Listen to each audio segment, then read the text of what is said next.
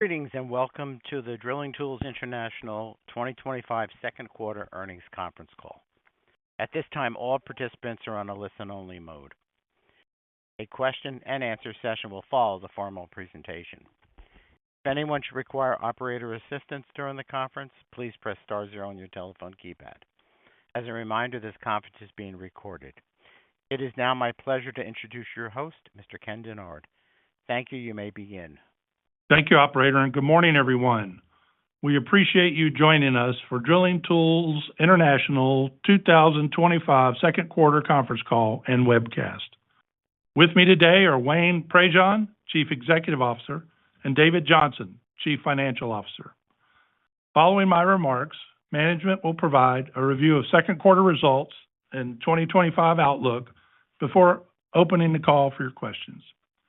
There'll be a replay of today's call that will be available by webcast on the company's website at drillingtools.com. There'll also be a telephonic recorded replay available until August 21st. Please note that any information reported on this call speaks only as of today, August 14th, 2025, and therefore you're advised that time-sensitive information may no longer be accurate as of the time of any replay listening or transcript reading. Also, comments on this call will contain forward-looking statements within the meaning of the United States federal securities laws.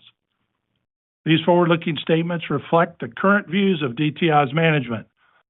However, various risks and uncertainties and contingencies could cause actual results, performance, or achievements to differ materially from those expressed in the statements made by management. The listener or reader is encouraged to read DTI's annual report on Form 10-K, quarterly reports on Form 10-Q, and current reports on Form 8-K to understand certain of those risks, uncertainties, and contingencies. The comments today will also include certain non-GAAP financial measures, including but not limited to adjusted EBITDA and adjusted free cash flow. DTI provides these non-GAAP results for informational purposes, and they should not be considered in isolation from the most directly comparable GAAP measures. A discussion of why the company believes these non-GAAP measures are useful to investors, certain limitations of the using these measures, and reconciliations to the most directly comparable GAAP measures can be found in the earnings release and our filings with the SEC. And now with that behind me, I'd like to turn the call over to Wayne Prejean, DTI's Chief Executive Officer. Wayne. Thanks, Ken, and good morning, everyone. I will provide some opening remarks before handing the call over to David to review the financials and our reaffirmed annual 2025 outlook.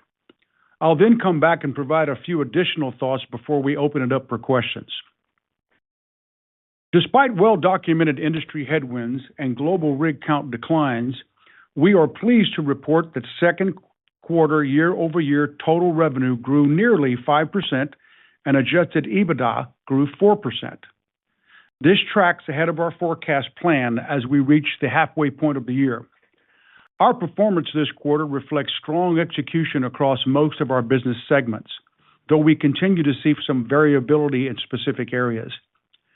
As you may recall, last quarter, we felt it was prudent to revise our annual revenue, adjusted EBITDA, and adjusted free cash flow guidance ranges based upon expected lower commodity prices resulting in reductions in rig count and pricing pressures.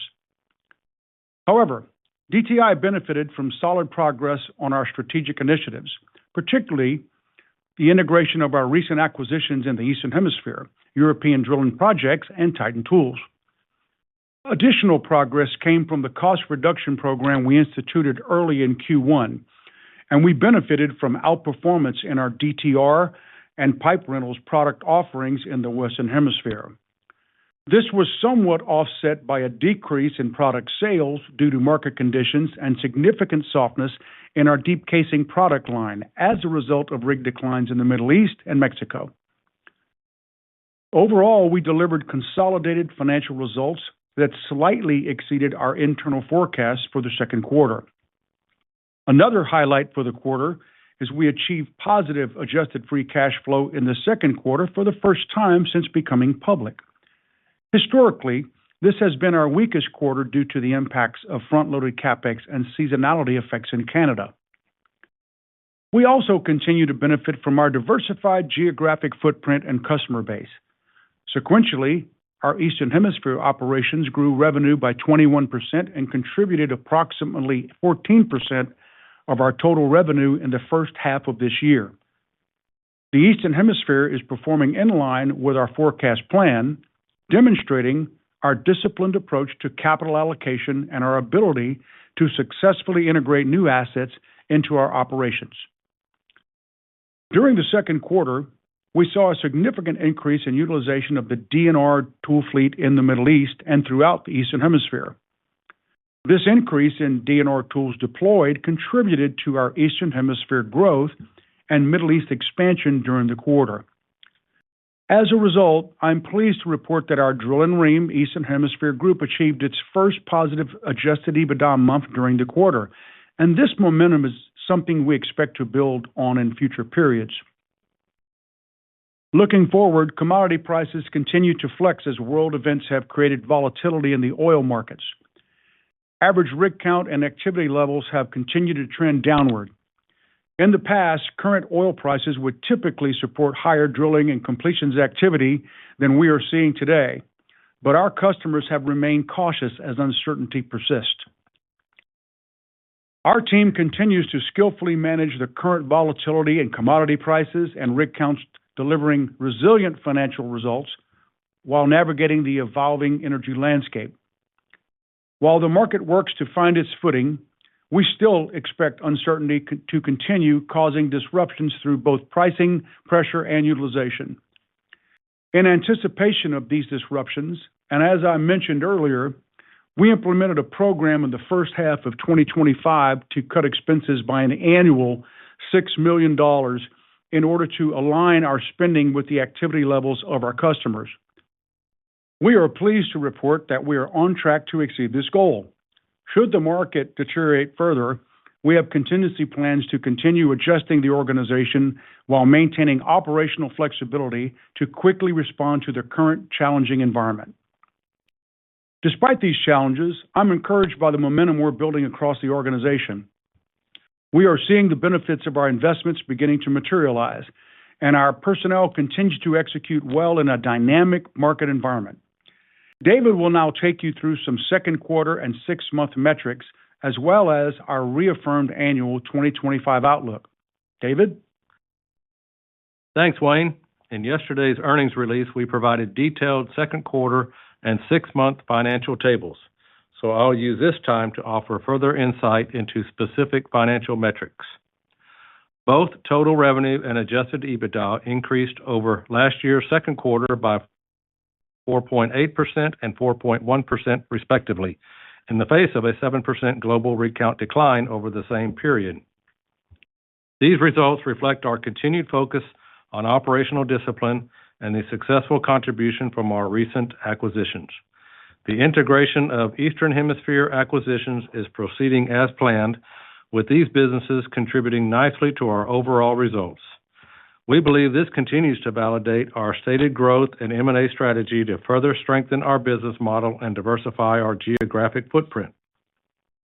Looking at our second quarter results, we generated total consolidated revenue of $39.4 million, comprised of tool rental revenue of approximately $32.8 million and product sales revenue of $6.7 million, in line with our forecast expectations despite a drop in deep casing sales compared to last year.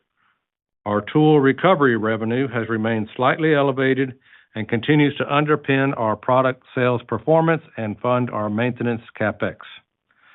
While pleased with this performance, we continue to gather forecast intel as our best-in-class commercial team works diligently to monitor market conditions and customer demand patterns closely. Second quarter adjusted EBITDA was $9.3 million and adjusted free cash flow was $1.8 million. At the end of the second quarter, we had approximately $1.1 million in cash and cash equivalents and net debt of $55.8 million. We are focused on driving sustainable improvements in our cost structure while maintaining our investment in growth opportunities. Looking at our geographic segment mix, we continue to benefit from our diversified geographic footprint and customer base. Our Western Hemisphere activities slowed in the second quarter compared to the first quarter of 2025. And as Wayne mentioned, while the majority of our company is performing at or above expectations, our deep casing business continues to lag behind our other product lines, which impacted overall sales. However, we expect to see gradual improvement in this area with additional product sales and rental opportunities as rigs are added back in the Middle East and customers' existing inventories are depleted. The Eastern Hemisphere segment has helped offset some of the activity decline in North America by contributing to our overall positive trajectory throughout the first half of the year. Specifically, our Eastern Hemisphere operations grew sequential revenue by 21% and contributed approximately 14% of our total revenue. We expect the Eastern Hemisphere contribution to grow in the second half of the year. Adjusted free cash flow in the second quarter was $1.8 million, a positive indicator given that we have reported negative adjusted free cash flow in every second quarter since we went public in 2023. Additionally, our planned CapEx spend in the second quarter was considerably lower than in the first quarter. Going forward, we expect CapEx to be significantly lower in the second half of this year than it was in the first half. We will continue to review all CapEx spending with an eye on activity levels while demonstrating our ability to generate adjusted free cash flow. Looking at maintenance CapEx for the second quarter, it was approximately 10% of total revenue. As a reminder, our maintenance CapEx is primarily funded by tool recovery revenue, which keeps our rental tool fleet relevant and sustainable regardless of market trends. Before I turn to our outlook discussion, let's recap our first 6-month results. 6-month revenue totaled $82.3 million. Adjusted EBITDA was $20.1 million. Capital expenditures were $12.6 million. And adjusted free cash flow during the first 6 months of 2025 was $7.5 million. Our teams have executed well across multiple fronts, from operational efficiency to customer satisfaction to strategic initiatives. As a result, our financial results are slightly ahead of where we expected to be at the halfway point of 2025. As we disclosed in yesterday's earnings release, and as Wayne mentioned earlier, we are maintaining our full year 2025 revenue outlook to be in the range of $145 million to $165 million. We continue to expect adjusted EBITDA to be within the range of $32 to $42 million. Gross capital expenditures are expected to be between $18 and $23 million. And finally, we expect our 2025 adjusted free cash flow to range between $14 to $19 million. As I stated during our first quarter conference call, pricing pressure, product mix, and activity declines have impacted our margins. While we didn't experience significant pricing pressure in the second quarter, we believe the margin compression from pricing pressure will emerge in Q3 and Q4, while activity declines may continue, albeit at a slower pace than before.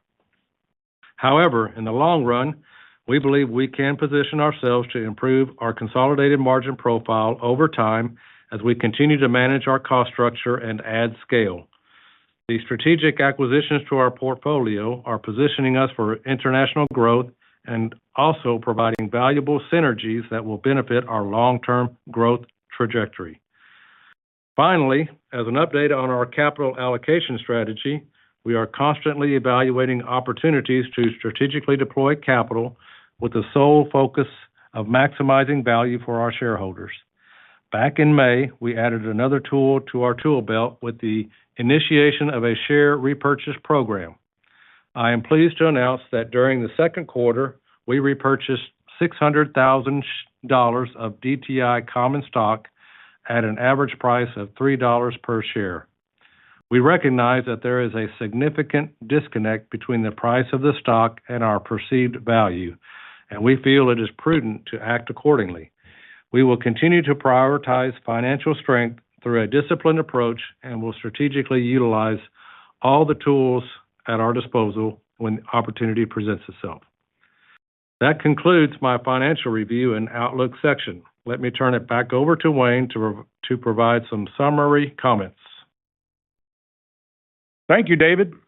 Earlier this month, we eclipsed the one-year anniversary for our SDP acquisition, and I would like to provide an update on the integration strategy that we launched a couple of quarters ago. It's called One DTI.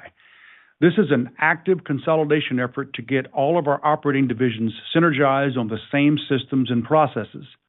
We have recently relocated our U.S. drill and ring repair facility from Vernal, Utah to Houston, Texas, and it is now fully operational.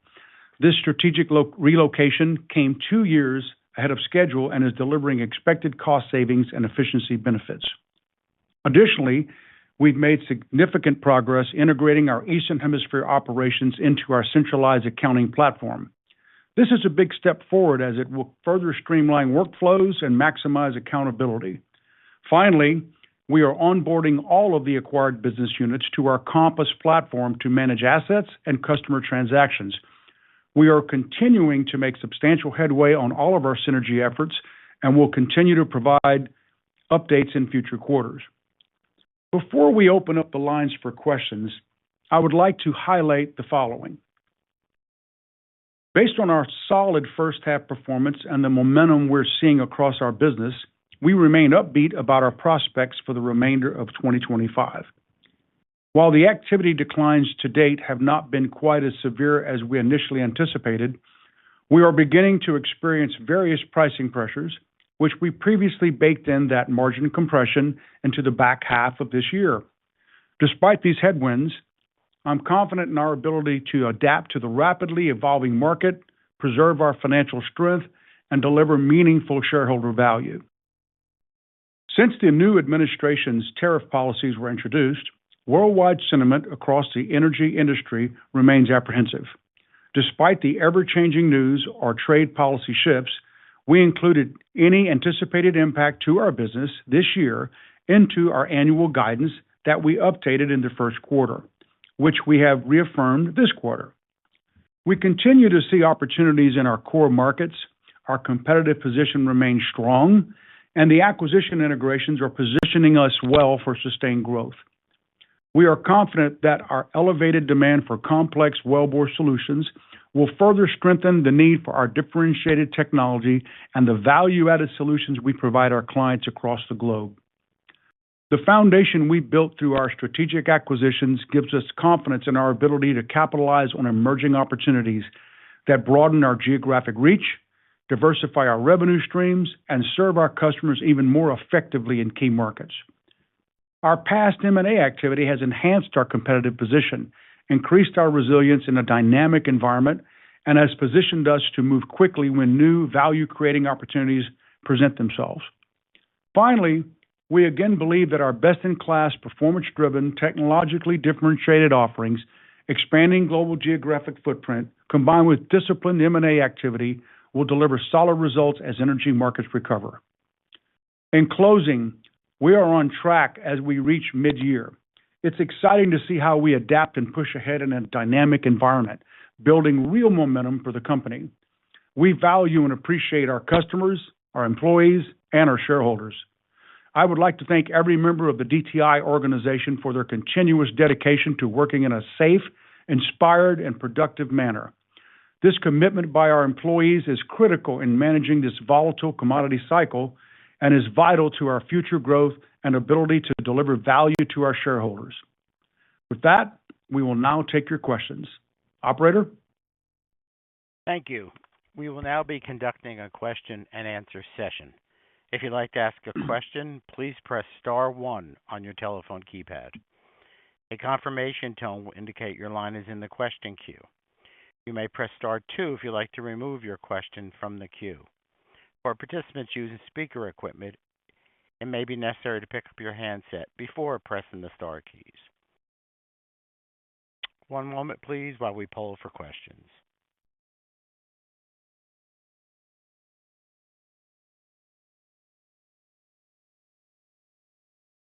Our first question comes from Steve Ferazani with Sidoti & Company. Please proceed with your question. Morning, Wayne and David. Appreciate all the color on the call. I know a challenging quarter and challenging times ahead, so appreciate all the detail.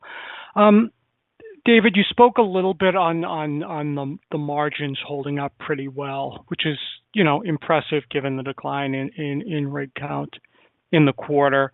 I know you indicated pricing pressures are to come. Nevertheless, when I think about the quarter, given how quickly the rigs came out, and given your growth is in international, where if you're trying to increase penetration, gain market share, that shouldn't necessarily be a positive contributor to margin. So if you can just walk us through how you kept your margins at this level in 2Q, when I would have expected there were numerous pressures. Yeah, thank you, Steve. As we kind of talked about earlier this year as well, we saw the activity declines, coming, and we kind of considered that factor in our numbers. And then we know as a result, we're going to face the pricing pressure that's going to be inevitable. But I think throughout the first half of the year, even into second quarter, those were just sort of muted and kind of deferred a little bit longer than, we initially thought, but they didn't go away, obviously. So we see those still impacting our Q3, Q4 numbers, mainly from a pricing standpoint. We think we felt most of the activity declines. I think I mentioned we might see additional activity, but it'll be a slower pace than we saw in the first half of the year. Okay. Did we see the full impact of the cost cuts in Q2, or are we going to see more of the benefit in Q3, Q4? We'll see more of the benefit in Q3 and Q4. But they really were just getting implemented in Q2 when we were first talking there. So yeah, we'll see the full benefit more accrue to Q3 and Q4. I mean, given that you're still a fairly new public company, I'm sure as you've gone back and reviewed the costs, how many of these costs that you're taking out now could be viewed as permanent? You're looking at costs that just now a couple of years being public didn't need to be there, or how much of this is going to be temporary given the slowdown in activity? Yeah, I mean, most of the reductions we look at, is part of our, what we refer to as a scalability factor of our business, and so it's really activity weighted. So we look at, across every division, every product line, every location, and just make sure those units are right sized for their current activity levels. A lot of the other costs are, like you said, the cost of being public, and some of that's ongoing. But we continue to manage some of that cost as well from a, third party standpoint versus what we do internally. We continue to look at all that as well. But a lot of it's activity driven, cost reductions that we're seeing right now. Okay, fair enough. Could you talk a little bit about what gets you to the low end versus the high end of the guidance range for this year? Well, I think it's, the activity factor that we talked about already occurring, obviously combined with the pricing pressure. I think we're doing a good job of kind of trying to hold our position in the market, and but when that comes with a little bit of pricing pressure, that's obviously the most EBITDA impactful that we'll see in the second half of the year. Okay, fair. And if you could kind of the biggest highlights from the sequential international revenue growth this quarter, because I mean you closed Titan the very beginning of January. Was this pure organic growth, and what's driving it? Steve, this is Wayne. We're seeing some good positive momentum from that acquisition, and then we're also, the post acquisition of Superior, with the drill and ream assets in the Middle East, getting a lot of organization established and I'd say relaunched into that market. We're making steady traction. So those gains are offsetting some of the reductions in other areas, but it's definitely positive momentum in that Eastern Hemisphere business unit, and then we're really maintaining our competitiveness in the Western Hemisphere. We've gone through a lot of RFQs with different clients, and we're the incumbent in most of the cases, and we've done a good job of negotiating faithfully with our clients and delivering value and to our customers. And I think we've won more than we've lost in this cycle. So, we kind of actually gained a little business here and there, but, with the pricing's offset, it becomes neutralized a little bit. But we are going to hold our market position. That is one of our initiatives that we're focused on, and our team members are doing a great job at that. So, how much more challenging is it to grow in the Eastern Hemisphere in this kind of environment? And what's your thoughts on that over the next 6, 12, 18 months? I think that we have some really good opportunities to gain traction with many of our technologies.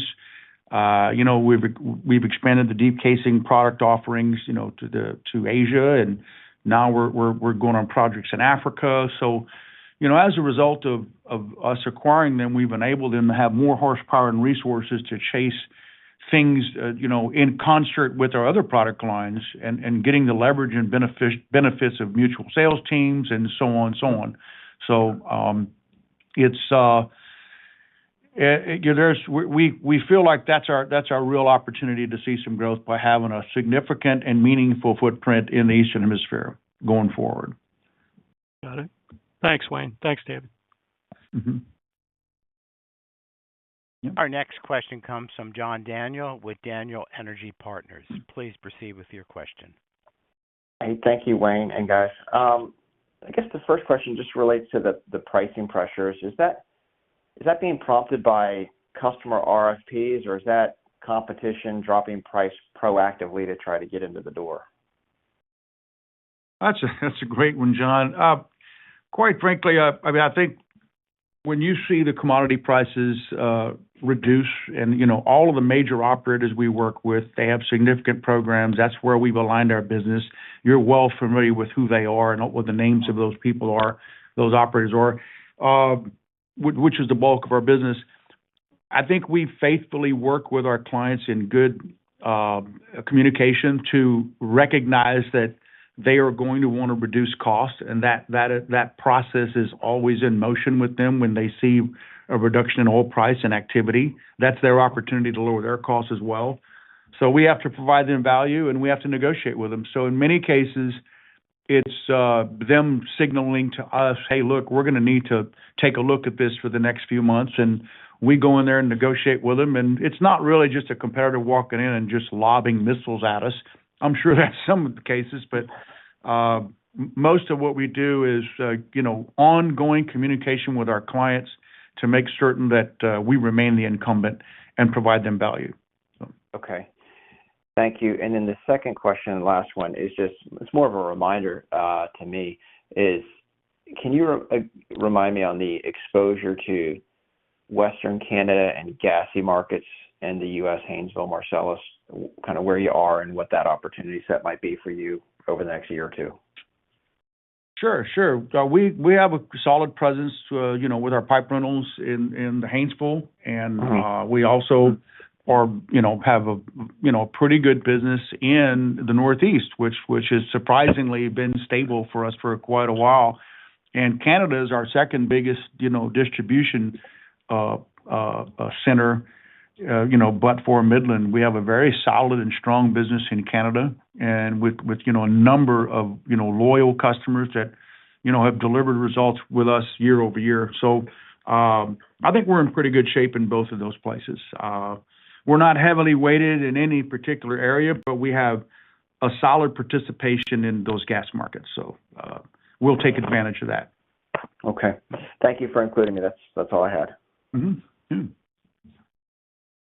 Our next question comes you. from Poe Fratt with Alliance Global Partners. Please proceed with your question. Good morning. If you could talk about margins as you progress through the third quarter. We're halfway through the third quarter. Have you seen margin erosion yet? Or is it something that we're likely to see more in the fourth quarter and looking into early 2026? Yeah, I'll take that one. Thank you for the question. I think we kind of alluded to that and mentioned that in our notes on the call that, Q1, Q2 was basically on plan, kind of ahead of our forecast slightly. But we did see some activity, decline there. And then we expect the pricing and pressure to continue into Q3 and Q4. So we're mindful of that compression, and we're taking that into account in our forecast as well. I guess maybe try to ask the question a little differently. Are you on plan through the middle of the quarter? Yeah, we're not in a position to give, guidance on Q3 at this point. Okay. And then I think you talked about, the M&A environment. Could you just put some more color on that? Are you seeing more opportunities, less opportunities, where the opportunities might lie right now? Hey, Poe, this is Wayne. I'll answer that one. We are still, we're still in process of having meaningful dialogue with with a number of, potential targets. Clearly in this cycle, the difference between buyers and sellers always becomes a little bit more strained, but, it's all relative in the marketplace. So, we're going to actively pursue potential good, bolt-on and synergistic candidates. And we're going to keep that dialogue going and try to find good value along the way, even through this cycle. That, we'll keep you posted as those things materialize. So. Great. Thanks, Wayne. Mm-hmm. This now concludes our question and answer session. I'd like to turn the floor back over to Wayne Prejean for closing comments. All right. Thank you. Well, thanks everyone for your interest in our call today. We continue to remain competitive and work through the challenges in this cycle, and we feel like we have a quality opportunity out there to continue to deliver shareholder value. So thanks for your interest. Have a great day. Ladies and gentlemen, thank you for your participation. This does conclude today's teleconference. You may disconnect your lines and have a wonderful day.